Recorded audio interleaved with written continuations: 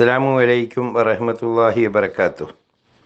എല്ലാ മാന്യ പ്രേക്ഷകർക്കും മുസ്ലിം വിശ്വാസം ചാനലിൻ്റെ മറ്റൊരു വീഡിയോയിലേക്ക് സ്വാഗതം. വീഡിയോയിലേക്ക് കടക്കുന്നതിന് മുമ്പ് ഈ ചാനലിൻ്റെ ആവശ്യകതയെക്കുറിച്ചും എന്താണ് ഞങ്ങൾ ലക്ഷ്യമാക്കുന്നത് എന്നുകൂടി പറയാം. അള്ളാഹുവിൻ്റെ പരിശുദ്ധമായ ദീനിൻ്റെ അറിവുകൾ പഠിച്ച് മനസ്സിലാക്കുകയും അത് മറ്റുള്ളവർക്ക് പറഞ്ഞു കൊടുക്കുക എന്നതും ഇസ്ലാമിലെ ഏറ്റവും പുണ്യമുള്ള ഇബാദത്താണ്. ഒരാൾ ഒരു മതം അറിവ് പഠിച്ചു കഴിഞ്ഞാൽ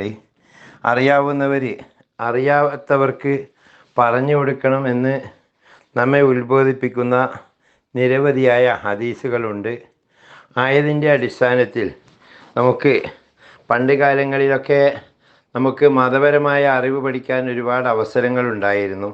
എന്നാൽ ഈ കാലഘട്ടത്തിൽ ഒരുപാട് പരിമിതികൾ നമ്മുടെ മതപരമായ വയല് പോലെയുള്ളവ കേൾക്കുന്നതിന് നേരിട്ടുകൊണ്ടിരിക്കുന്ന ഈ സാഹചര്യത്തിൽ ഒരു മതവിജ്ഞാന വേദി എന്ന നിലയിലാണ് ഈ വീഡിയോ ഷെയർ ചെയ്യുന്നത്. അതുകൊണ്ട് തന്നെ ഈ വീഡിയോ ആർക്ക് കിട്ടിയാലും അവർ ഒന്ന് സബ്സ്ക്രൈബ് ചെയ്യുക.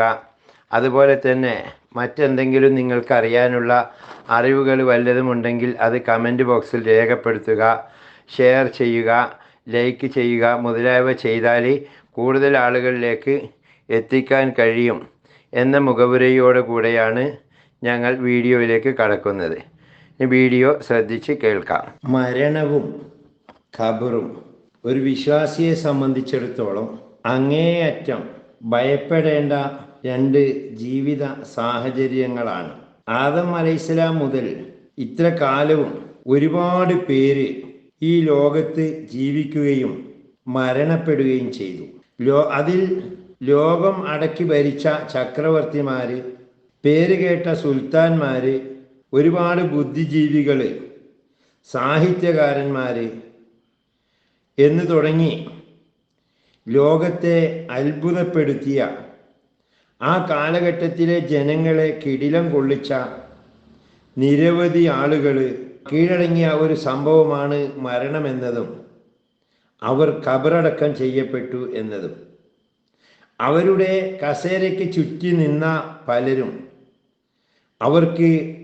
അവരുടെ ഖബറിലേക്ക് ഒരു പിടി മണ്ണും വാരിയിട്ടുകൊണ്ട് തിരിച്ചുപോയി. കുതിരപ്പുറത്ത് സവാരി ചെയ്ത ആളുകൾ ശവമഞ്ചത്തിൽ യാത്ര ചെയ്യുന്നത് നമ്മെ ഇതുവരെയും ഞെട്ടിക്കുന്നില്ലേ? അതുപോലെ കോടിക്കണക്കിന് രൂപ വിലയുള്ള വിമാനങ്ങൾ സ്വന്തമായുള്ളവർ, കോടാനുകോടി രൂപ വിലയുള്ള കൊട്ടാരങ്ങളിൽ താമസിച്ചവർ, അതുപോലെ വലിയ വലിയ കാറുകളിൽ സവാരി ചെയ്തവർ, അവരെല്ലാം മണ്ണിൻ്റെ അടിയിൽ പെട്ടുപോയത് നമ്മെ ചിന്തിപ്പിക്കുന്നില്ലേ? അതുപോലെ തന്നെ വിവാഹം കഴിച്ച ഉടനെ തൻ്റെ മണവാട്ടിയെയും വിട്ട് അവളുടെ അന്ത്യചുംബനവും വാങ്ങി ഖബറിനടിയിൽ പെട്ടവരുടെ ചരിത്രം നമ്മെ എന്തുകൊണ്ട് പാഠങ്ങൾ പഠിപ്പിക്കുന്നില്ല? അയാളുടെ ആ ഭാര്യ മറ്റൊരാളുടെ മെത്തയിലാണ് ഇന്ന് കൂടെ കിടക്കുന്നത്. നിന്റെ മുന്നിൽ നിന്ന് പുഞ്ചിരിച്ചു കൊണ്ടിരിക്കുന്ന നിന്റെ ഭാര്യയും നിന്നെ കാണുമ്പോൾ സന്തോഷിച്ചു കൊണ്ടിരിക്കുന്നവരും ഒരു സുപ്രഭാതത്തിൽ നിനക്ക് വേണ്ടി വാവിട്ട് നിലവിളിക്കാനിരിക്കുന്നു. നിന്റെ കൂട്ടുകാരായി കഴിഞ്ഞവർ പലരും പിരിഞ്ഞു പോയിരിക്കുന്നു. അവരെല്ലാം പിരിഞ്ഞ ശേഷം നീ നാളെ 6 അടി മണ്ണിൻ്റെ അടിയിലേക്ക് പോകും. നിന്നെ അല്ലെങ്കിൽ നമ്മെ അല്ലെങ്കിൽ മുമ്പ് കഴിഞ്ഞവരെ, പലവിധ സമ്പന്നരായ ആളുകളെ, രാജ്യത്തെ അടക്കി ഭരിച്ചിരുന്ന പ്രതാപശാലികളെ കുഴിച്ചിട്ട സ്ഥലങ്ങളിൽ പാമ്പുകളും കാലികളും മേയുന്നത് നാം കാണുന്നു. പല വ്യക്തികളുടെയും 3-ാം ദിവസത്തെ ദുആ ചടങ്ങിനെ പറ്റി നാം പറയാറുണ്ട്, കണ്ണുപോക്കി എന്ന്. ആ മൂന്നാം ദിവസം അവരുടെ കണ്ണ് കൊഴിഞ്ഞു വീഴും പോലെ നാളെ നമ്മുടെ ഗതിയും അതല്ലേ. ആ കണ്ണ് താഴെ വീഴുമ്പോൾ അവളിൽ വെള്ളം നിറയുന്നു. ആ കണ്ണ് മുഴുവനും മണ്ണായി പോകുന്നു. അവൻ്റെ വയറ് ക്രമേണ പഴുത്ത് ചീഞ്ഞൊലിച്ചു പോകുന്നു. അത് പൊട്ടിച്ചിതറി കബറ് നിറയുന്നു. ഇത് കണ്ട് കരയാനും ഒരാൾ പോലും ഇല്ല. ഒരു മനുഷ്യൻ രോഗിയായി കിടന്നാൽ അയാളുടെ വേണ്ടപ്പെട്ടവർ അവരെ ശുശ്രൂഷിക്കാനുണ്ട്, കാണാൻ ഒരുപാട് പേരുണ്ട്, അവൻ്റെ സുഹൃത്തുക്കളുണ്ട്, ഭാര്യയുണ്ട്, മക്കളുണ്ട്. പക്ഷേ ഈ ജീവൻ വെടിയുമ്പോൾ, ഖബറിൽ എത്തിപ്പെടുമ്പോൾ അയാളുടെ ദുരന്തങ്ങൾ കണ്ട് കരയാൻ ആരാണുള്ളത്? അവിടെ മൊബൈലോ ഒരു കത്തെഴുതാനുള്ള സൗകര്യമോ ഒന്നും ഇല്ല എന്ന് മാത്രമല്ല, അവിടേക്ക് പോയവരാരും തിരിച്ചു വന്നിട്ടില്ല. അതുകൊണ്ട് തന്നെ തിരിച്ചു വരാനുള്ള ഒരു യുക്തിയോ സാമർഥ്യമോ അവർക്കില്ല.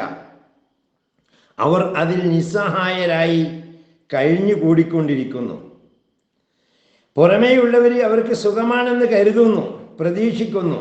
അതുകൊണ്ടായിരിക്കാം അവർ തിരികെ വരാത്തത്. മരണത്തിൻ്റെ അസ്ത്രം കൊണ്ട് മലർന്നു പോയവർ 3 കഷ്ണം തുണിയിൽ പൊതിഞ്ഞ് അവരെ കുഴിയിലേക്ക് മാറ്റുന്നു. തെങ്ങിൻ്റെ പച്ച മടല്, ഓരോ മടലുകളും പഴുത്ത് വീഴുന്ന സമയത്ത് പച്ച മടൽ ചിരിക്കുമത്രേ. അതേ പച്ചമടലിന് നാളെ പഴുത്തുപോയി അതും താഴേക്ക് വരാനുള്ള ഗതിയാണ് ഉള്ളത് എന്നറിയാതെ. അതേപോലെ ഇന്ന് കബറ് കുഴിക്കുന്നവർ നാളെ എനിക്ക് വേണ്ടി ആരോ കുഴിക്കാനിരിക്കുന്നു എന്ന് ചിന്തിക്കുന്നില്ല. അങ്ങനെ ചിന്തിപ്പിച്ചിരുന്നുവെങ്കിൽ അവർ കബറ് കുഴിക്കാൻ തയ്യാറാകുമായിരുന്നില്ല. നമുക്കിന്ന് കിടന്നുറങ്ങാൻ വീട്ടിൽ ഫാനോ എ സിയോ തുടങ്ങിയ സൗകര്യങ്ങൾ വേണം. പക്ഷേ ആ ഖബറിൽ വായു കയറാൻ ഒരു പഴുതുമില്ല. ചുടുകാട്ടിലാണ് അവർ താമസിക്കുന്നത്. കാക്കയും എലിയും പൂച്ചയുമെല്ലാം ചെന്നുകൊണ്ട് അവരുടെ ഖബറിന് മുകളിൽ കാഷ്ടിക്കുന്നു. നിസ്സഹായരായി അവർ അതിൽ കിടക്കുന്നു. അവരും ഒരുപക്ഷെ ഇതുപോലെ കഥകൾ കേട്ടിട്ടുണ്ടാകും. ഓരോ ആലിമ്യങ്ങളുടെയും പ്രഭാഷകരുടെയും പ്രഭാഷണങ്ങൾ അവർ കേട്ടിരിക്കാം. ഇങ്ങനെ മരണം വരുന്നുണ്ട്, ഖബറ് വരുന്നുണ്ട് എന്നൊക്കെ അവർ കേട്ടതെല്ലാം കാഴ്ചയിൽ പുലരുന്നു. ചെവിയും കണ്ണും കൽബും അള്ളാഹു നമുക്ക് തന്നിട്ടുണ്ട്. കേട്ടും കണ്ടും ചിന്തിച്ചും അറിഞ്ഞ് ഒരുങ്ങാൻ വേണ്ടിയാണ്. മരണത്തിൻ്റെ കാര്യവും ഖബറിൻ്റെ കാര്യവും ഏതൊരു വ്യക്തിയും ഏതൊരു നിമിഷത്തിലും ഓർത്തുകൊണ്ടിരിക്കണം. മനസ്സുകൊണ്ടും വേണം, നാവ് കൊണ്ടും വേണം. നിന്റെ മുന്നിൽ മരണം എത്തിയിരിക്കുന്നു, റൂഹിനെ പിടിക്കാൻ ആളെത്തിയിരിക്കുന്നു എന്ന ചിന്ത എപ്പോഴും നിനക്ക് അനിവാര്യമാണ്. അത് സുന്നത്താണ്. പക്ഷേ വിദ്യാർത്ഥികൾക്ക് പഠനത്തിന് പ്രതിബന്ധം നേരിടും എന്നതുകൊണ്ട് മാത്രം ഈ മരണത്തെക്കുറിച്ചുള്ള ചിന്ത സുന്നത്തില്ല എന്ന് തൈലീമുൽ മുത്തഅല്ലിം പോലെയുള്ള കിതാബുകളിൽ വിവരിച്ചിട്ടുണ്ട്. അത് ഇൽമിൻ്റെ ശ്രേഷ്ഠതയാണ് അവിടെ വിവരിക്കപ്പെടുന്നത്, മനസ്സിലാക്കാനുള്ളത്. റൂഹുല്ലാഹി ഈസാ നബി അലൈഹിസ്സലാം മരണത്തെ ഓർത്തു കഴിഞ്ഞാൽ തൻ്റെ ശരീരത്തിൽ നിന്ന് രക്തം പുറത്തേക്ക് ചാടുമായിരുന്നു. ദാവൂദ് നബി അലൈഹിസ്സലാം മരണത്തെക്കുറിച്ച് ചിന്തിച്ചാൽ അദ്ദേഹത്തിൻ്റെ അവയവങ്ങൾ തന്നെ വേർപെട്ടു പോകുമായിരുന്നുവെന്ന് ഇഹ്യാ ഉലൂമുദ്ദീൻ 4-ാം വോള്യം 325-ാം പേജിൽ പറയുന്നുണ്ട്. ഉസൈദ് ബിൻ ഹുദൈർ റളിയല്ലാഹു അൻഹു ഒരു മയ്യിത്തെങ്ങാനും കണ്ടാൽ മാസങ്ങളോളം ഭക്ഷണം കഴിക്കാതെ നടക്കുമായിരുന്നു. എന്നാൽ നമ്മുടെ അവസ്ഥയോ, ഒരാളെ കബറടക്കിയാൽ കബറടക്കലും കഴിഞ്ഞ് ദുആയും കഴിഞ്ഞ് അയാളുടെ വീട്ടിലെത്തുമ്പോഴേക്കും ചായ വേണമെന്ന് നാം ആഗ്രഹിക്കുന്നു. അദ്ദേഹത്തെക്കുറിച്ച് പറയുന്നത്, അതായത് ഉസൈദ് ബിൻ ഹുദൈർ റളിയല്ലാഹു അൻഹുവിനെ കുറിച്ച് പറയുന്നത്, ഒരാളെ ഖബറിൽ വെച്ചത് കണ്ടതുകൊണ്ട് അദ്ദേഹം അവിടെ ബോധം കെട്ട് വീണുപോയി. എന്നിട്ട് അദ്ദേഹത്തെ ആ മയ്യിത്ത് കട്ടിലിൽ കയറ്റിയാണ് തൻ്റെ വീട്ടിലേക്ക് ചുമന്നുകൊണ്ട് ആളുകൾ തിരിച്ചെത്തിച്ചത് എന്ന് തൻബീഹിലൊക്കെ പറയുന്നുണ്ട്. മനുഷ്യൻ്റെ രീതിയിൽ മരണത്തിൻ്റെ വിവരം കാലികൾ അറിയുകയാണെങ്കിൽ അത് പുല്ല് തിന്നൂല എന്ന് മഹാന്മാർ പറയുന്നു. മരണത്തിന് വേണ്ടി മുന്നൊരുക്കം നടത്തൽ വാജിബാണ്. അതുകൊണ്ട് എപ്പോഴും തൗബ ചെയ്തുകൊണ്ടിരിക്കുക. രോഗിയാകുമ്പോൾ മറ്റെല്ലാവരേക്കാൾ വേണ്ടത് താൻ മരിക്കാൻ പോവുകയാണ് എന്ന ചിന്തയോടുകൂടി മരണത്തിന് തയ്യാറെടുക്കുക. അതുപോലെ ഒരാൾക്ക് മരണമെത്തിയാൽ അടുത്തു നിൽക്കുന്നവർക്കും ചില ബാധ്യതകളുണ്ട്. അയാൾക്ക് മരണമെത്തിയാൽ ഉടനെ അയാളെ വലതു ഭാഗത്തേക്ക് ചെരിച്ച് കിടത്തണം. മുഖം കിബിലാക്ക് തന്നെയായിരിക്കണം. പിന്നെ വലതു ഭാഗത്തേക്ക് ചെരിച്ച് കിടത്താൻ ബുദ്ധിമുട്ടായാൽ ഇടത്തേക്കാവാം, അതിനും പറ്റില്ലെങ്കിൽ മലത്തി കിടത്തണം. മലത്തി കിടത്തുകയാണെങ്കിൽ തല ഉയർത്തി വെക്കണം, അത് കാലുകൾ കിബിലാക്ക് നേരെ ആയിട്ട് വെക്കണം. അതുപോലെ ആർത്തവമുള്ള സ്ത്രീകൾ അവിടെ നിന്ന് ഒഴിവാകണം. അവരവിടെ നിൽക്കൽ കറാഹത്താണ്. അതുപോലെ തന്നെ കളിക്കോപ്പുകളും ഫോട്ടോകളും മയ്യിത്ത് കിടത്തുന്ന മുറിയിൽ നിന്ന് മാറ്റണം. നായ പോലെയുള്ള നജസായ ജീവികൾ ഉണ്ടെങ്കിൽ അതിനെ മാറ്റി കെട്ടണം. അതുപോലെ അവിടെ പരമാവധി സുഗന്ധം പൂശൽ സുന്നത്താണ്. മലക്കുകൾ കടക്കുന്നതിന് അത് നല്ലതാണെന്ന് ഹദീസുകളിൽ കാണുന്നു. അതുപോലെ മരണസമയം ആസന്നമായവന് കുറച്ച് വെള്ളം കൊടുക്കണം. അത് അദ്ദേഹത്തിൻ്റെ സക്കറാത്ത് സമയം ദാഹത്തിന് വളരെ ഉത്തമമാണ് എന്ന് മുഗ്നി മുതലായ കിതാബുകളിൽ വിവരിച്ചിട്ടുണ്ട്. ഒരു തുണി കൊണ്ട് വെള്ളം തൊട്ട് നനച്ചു കൊടുക്കുകയാണ് വേണ്ടത്. ചുണ്ടുകൾ ഉണങ്ങാതെ സൂക്ഷിക്കണം. അതുപോലെ മരണാസന്നമായ മനുഷ്യന് തേൻ തൊട്ടുകൊടുക്കുന്നതും നല്ലതാണെന്ന് മുസ്തഫ നബി സല്ലല്ലാഹു അലൈഹി വസല്ലമ തങ്ങൾ പറഞ്ഞിട്ടുണ്ട്. മരണത്തിൻ്റെ സമയത്ത് ഏതൊരു വ്യക്തിക്കും തൻ്റെ രക്ഷിതാവായ അള്ളാഹുവിനെ കുറിച്ച് നല്ല ഭാവന, നല്ല ചിന്തയാണ് ഉണ്ടാകേണ്ടത് എന്ന് നബി സല്ലല്ലാഹു അലൈഹി വസല്ലമ പറയുന്നു. ഞാൻ എത്ര വലിയ പാപിയാണെങ്കിലും എത്ര വലിയ തെറ്റുകാരനാണെങ്കിലും എൻ്റെ റബ്ബ് കരുണാവാരിധിയും ദോഷങ്ങൾ കൂടുതലായി പൊറുക്കുന്നവനുമാണ് എന്ന ചിന്തയോടു കൂടെയാണ് ഓരോ വ്യക്തിയും നിലകൊള്ളേണ്ടത്. അവൻ തൻ്റെ റബ്ബിനെ പറ്റി എന്താണോ ഭാവിച്ചത് അതുപോലെയാണ് അള്ളാഹു അവനോട് പെരുമാറുക എന്നും ഹദീസിൽ വ്യക്തമായി വരുന്നു. വുളുവോടുകൂടി മരിക്കൽ ഏറ്റവും നല്ലതാണ്. അങ്ങനെ മരിക്കുന്നവൻ്റെ അടുക്കലേക്ക് ജിബ്രീൽ അലൈഹിസ്സലാം വരുമെന്നും ഹദീസിൽ വരുന്നു. അതുപോലെ മരിക്കുന്നവൻ്റെ അടുത്ത് നിന്നും അല്ലെങ്കിൽ മരണാസന്നനായ വ്യക്തിയുടെ അടുത്ത് നിന്ന് സൂറത്ത് യാസീൻ ഓതൽ ഏറ്റവും ഉത്തമമാണ്. അതുകൊണ്ട് അയാളുടെ ദാഹങ്ങൾ മാറിക്കിട്ടുമെന്ന് ഫുഖഹാക്കളും പണ്ഡിതന്മാരും പറയുന്നു. സൂറത്ത് റഅദ് ഓതലും മരണത്തിൻ്റെ വേദന കുറക്കുവാൻ ഏറ്റവും പര്യാപ്തമാണ്. മരണം കഴിഞ്ഞാൽ മയ്യത്തിൻ്റെ സമീപത്തും ഖുർആൻ ഓതൽ ഉത്തമമാണെന്നാണ് റംലി പറയുന്നത്. അങ്ങനെ ഖുർആൻ ഓതുന്ന സ്ഥലത്ത് റഹ്മത്തിൻ്റെ മലക്കുകൾ ഇറങ്ങുന്നതും അതുകൊണ്ട് ഖുർആൻ ഓതൽ സുന്നത്താണെന്നുമാണ് മേൽ പറയപ്പെട്ട വിധം പണ്ഡിതന്മാർ അഭിപ്രായമായി പറഞ്ഞിരിക്കുന്നത്. അതുപോലെ മരണാസന്നനായ വ്യക്തിക്ക് ഷഹാദത്ത് ചൊല്ലിക്കൊടുക്കൽ സുന്നത്താണ്. കാരണം ആരെങ്കിലും മരണാസന്ന സമയത്ത് ഷഹാദത്ത് ചൊല്ലിയാൽ അയാൾക്ക് സ്വർഗം നിർബന്ധമായി കിട്ടുന്നതാണ്. അതുപോലെ മരണാസന്നനായ വ്യക്തിയുടെ നഖം മുറിക്കലും കക്ഷം വടിക്കലും മീശ വെട്ടലും മിസ്വാക്ക് ചെയ്ത് കുളിപ്പിച്ച് സുഗന്ധം പുരട്ടലും ശുദ്ധിയുള്ള വസ്ത്രം ധരിപ്പിക്കലും ഏറ്റവും ഉത്തമമാണ്. സാമ്പത്തിക ഞെരുക്കവും പ്രയാസവും ഉണ്ടാകുമ്പോൾ പടച്ചവനെ എന്നെ ഒന്ന് മരിപ്പിച്ചു തന്നാൽ നന്നായിരുന്നു എന്ന് ആഗ്രഹിക്കാൻ പാടില്ല എന്നാണ് പണ്ഡിതപക്ഷം.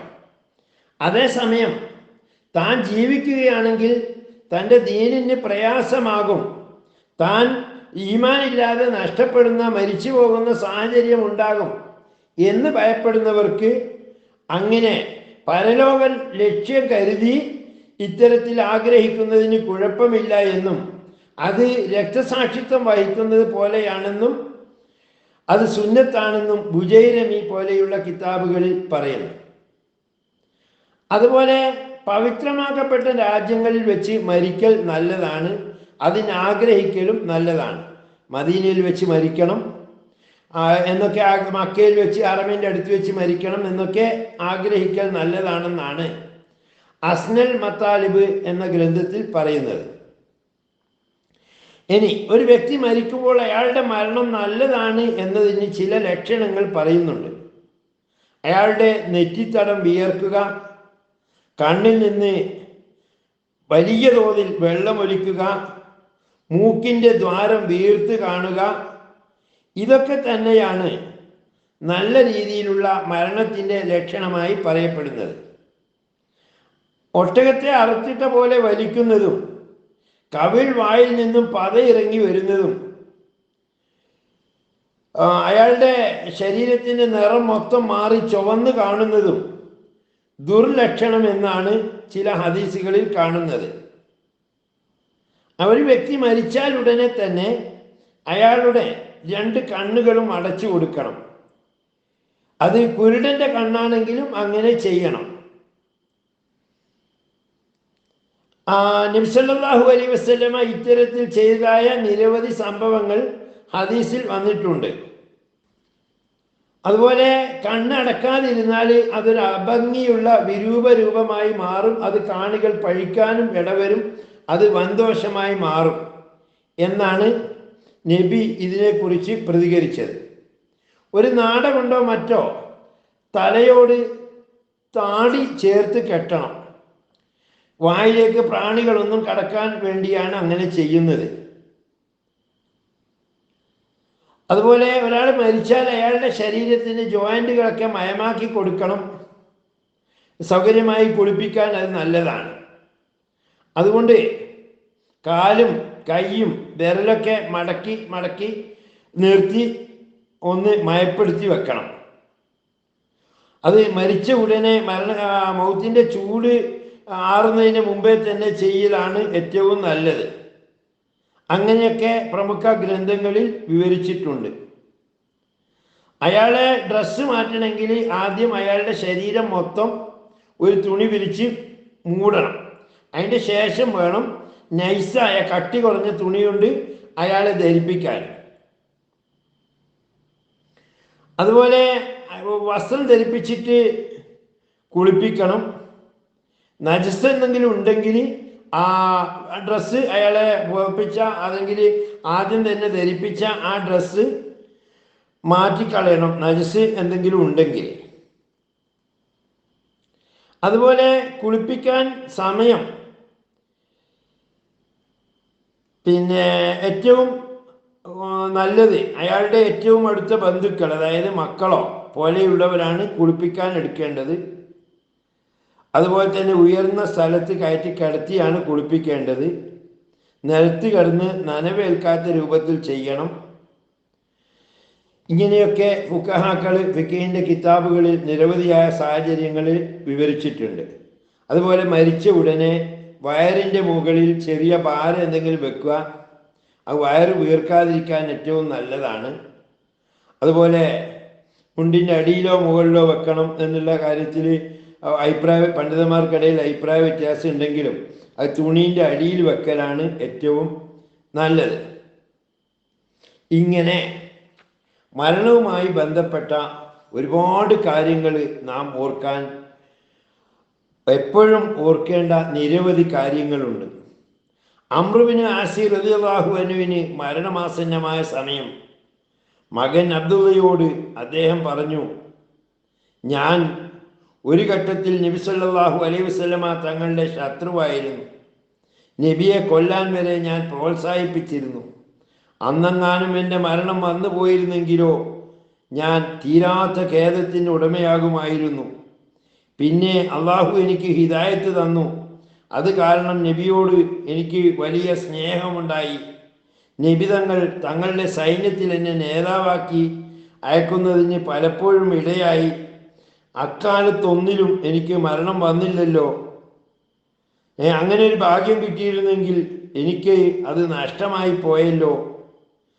നബി സല്ലല്ലാഹു അലൈഹി വസല്ലമ തങ്ങളുടെ കാലത്താണ് ഞാൻ മരിച്ചതെങ്കിൽ എനിക്ക് വേണ്ടി നബി സല്ലല്ലാഹു അലൈഹി വസല്ലമ തങ്ങൾ മയ്യത്ത് നിസ്കാരം നടത്തുകയും എനിക്ക് വേണ്ടി പ്രാർത്ഥിക്കുകയും ചെയ്യുമായിരുന്നല്ലോ. അതൊന്നും കഴിയാതെ നബിക്ക് ശേഷമാണ് എനിക്ക് ഇപ്പോൾ ഈ മരണത്തിൻ്റെ അവസ്ഥയും വന്നുപോയത്. ഇത്രയും കാര്യങ്ങൾ മകനോട് പറഞ്ഞ് വലിയ തോതിൽ അദ്ദേഹം കരയുകയാണ്. ആ സമയത്ത് തന്നെ അദ്ദേഹം വിട്ടുപിരിഞ്ഞു മരണപ്പെട്ടു എന്നും പറയപ്പെടുന്നു. അതുപോലെ തന്നെ ഹാറൂൺ റഷീദിൻ്റെ മക്കളായ അമീനെയും മഹ്മൂനെയും നമുക്കറിയാം. അതിന് മഹ്മൂൻ റളിയല്ലാഹു അൻഹുവിന് മരണമെത്തിയപ്പോൾ അദ്ദേഹം വെണ്ണീർ വാരി ഭൂമിയിൽ വെറിച്ച് അതിൽ കിടക്കുകയാണ്. എന്നിട്ട് അദ്ദേഹം പറഞ്ഞു, നീങ്ങാത്ത രാജാധികാരത്തിനുടയവനായ അള്ളാഹുവെ, എന്നെ രക്ഷിക്കണേ. ഇതാ ഞാൻ നിന്റെ അടുക്കലേക്ക് വരികയാണ്, നീ എന്നോട് കൃപ ചെയ്യണേ എന്നും പറഞ്ഞ് കരഞ്ഞുകൊണ്ട് ആ രാജാവ് മരണപ്പെട്ടു. പണ്ടുള്ളവർക്ക് മരണം ഏത് രൂപത്തിലായിരുന്നു അവരെ ചിന്തിപ്പിക്കുകയും അവരെ നടത്തിപ്പിക്കുകയും ചെയ്തത് എന്നതിന് തെളിവായി പേർഷ്യയിലെ ഒരു രാജാവിൻ്റെ കഥ പറയപ്പെടുന്നു. അദ്ദേഹത്തിന് ശരീരം അമിതമായി വണ്ണിക്കുന്ന ഒരു രോഗം ബാധിച്ചു. എല്ലാവരും തന്നെ ചികിത്സിച്ചു. ചികിത്സയെല്ലാം പരാജയപ്പെട്ടു. തടി വല്ലാതെ കൂടിക്കൂടി വരികയാണ്. അങ്ങനെയിരിക്കെ ഒരു വൈദ്യനെ കൊട്ടാരത്തിലേക്ക് കൊണ്ടുവന്നു. അദ്ദേഹം രാജാവിനെ ശരിയായി സൂക്ഷിച്ചു നോക്കി. 3 ദിവസം കഴിഞ്ഞ് ഞാൻ മരുന്ന് പറഞ്ഞു തരാം എന്ന് അദ്ദേഹം പറഞ്ഞു. അതിന് രാജാവിൻ്റെ രാശിയൊക്കെ ശരിക്കും നോക്കണം, എന്നിട്ട് വേണം മരുന്ന് തീരുമാനിക്കാൻ എന്ന് പറഞ്ഞു. അങ്ങനെ 3-ാം ദിവസം കഴിഞ്ഞ് അയാൾ പറഞ്ഞു, വ്യക്തമായി പറയുകയാണെങ്കിൽ രാജാവിന് 40 ദിവസം മാത്രമേ ഇനി ആയുസ് ബാക്കിയുള്ളൂ. നിങ്ങൾക്ക് എന്തെങ്കിലും സംശയം ഉണ്ടെങ്കിൽ എന്നെ കൊന്നു കളഞ്ഞു എന്ന് പറഞ്ഞു, അല്ലെങ്കിൽ എന്നെ ജയിലിലിട്ടു എന്ന് പറഞ്ഞു. അങ്ങനെ അയാളെ പിടിച്ച് രാജാവ് ജയിലിലിട്ടു. അതിനുശേഷം രാജാവിന് ഭയങ്കര ഭയമായി. എപ്പോഴാ മരിക്കുക എന്ന് പറയാൻ പറ്റില്ലല്ലോ. മരണഭയം കൊണ്ട് രാജാവ് ഉരുകി തളരാൻ തുടങ്ങി.